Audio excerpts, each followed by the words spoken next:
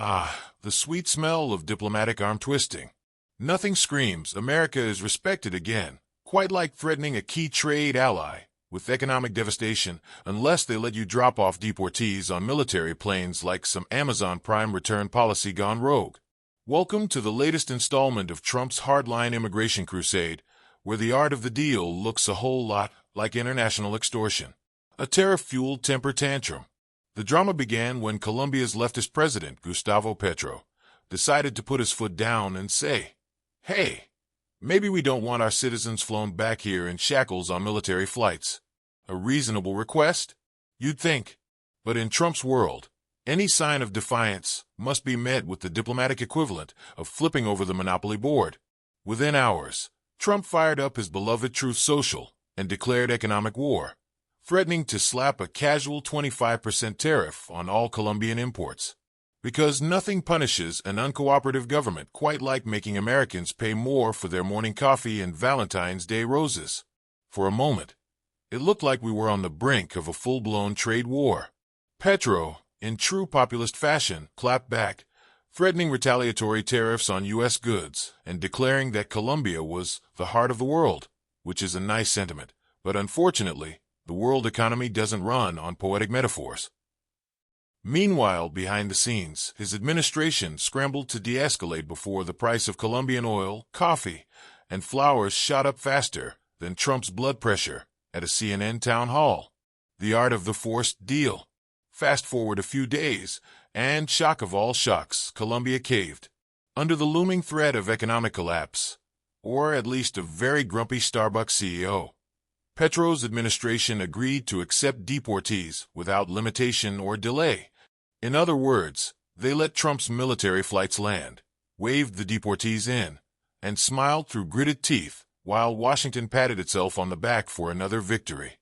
Trump's press secretary Caroline Leavitt wasted no time celebrating, announcing on X, formerly Twitter, because of course this nonsense plays out on social media, that the administration's tactics had once again proven that America is respected on the global stage. Because nothing commands respect like economic blackmail, right? The not-so-subtle message to the world. If there's one takeaway from this whole debacle, it's that Trump's America is all about the my way or the highway approach. The message is clear.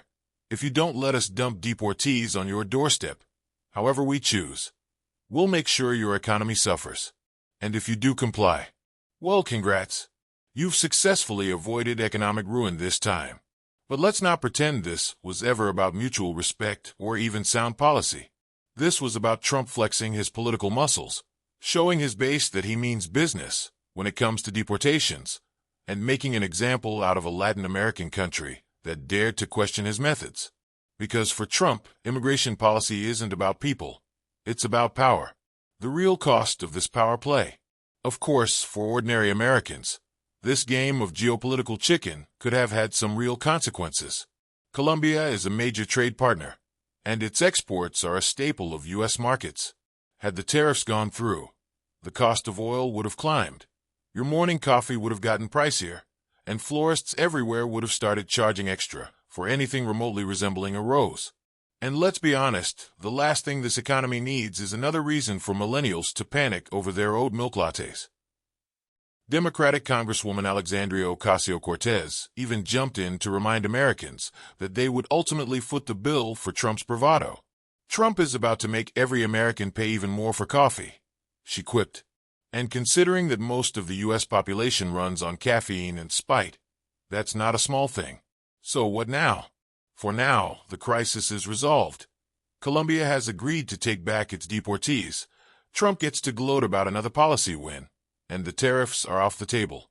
But the whole episode is a reminder that Trump's foreign policy isn't about diplomacy. It's about dominance. Today, it's Colombia. Tomorrow, who knows?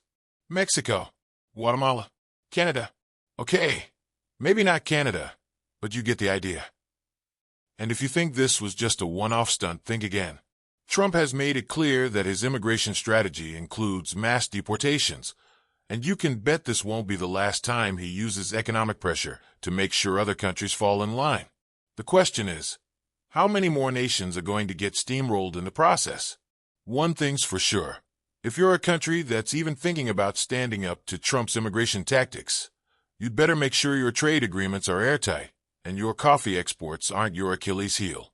Otherwise, you might just find yourself in the same position as Colombia, begrudgingly accepting plane loads of deportees while trying not to choke on the bitter taste of forced compliance. Cheers to international relations in 2025, where foreign policy is dictated 280 characters at a time and economic warfare is just another Tuesday in Trump's America.